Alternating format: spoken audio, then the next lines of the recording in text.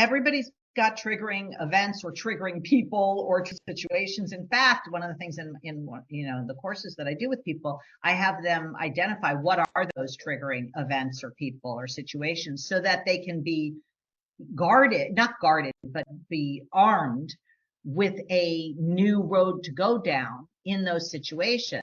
But for sure, everybody, and I don't care how successful you are, how old you are, how experienced you are, everyone has areas where they are messable with. Everyone.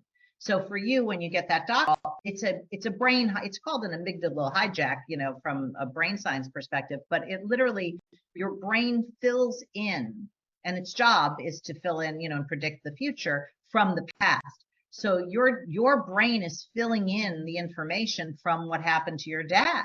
So it's completely logical that you would have that kind of physical reaction or emotional reaction.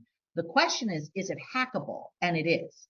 You can have those kind of reactions and build new neuronal patterns for, brain waves firing and wiring, because what fires together wires together, as my neuroscientist friend Dr. Connor says.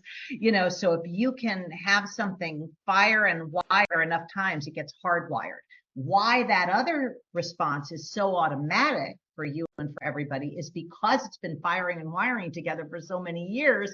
It's a hard wire. So you just have to rewire. And it is not for the weak of heart. It takes incredible amount of discipline and coaching. I mean, I couldn't do it if I didn't have a coach.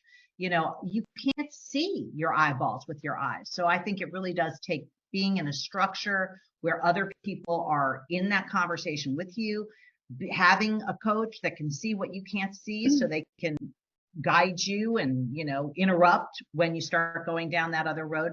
And it takes discipline of, staying true to that vision of what you are creating.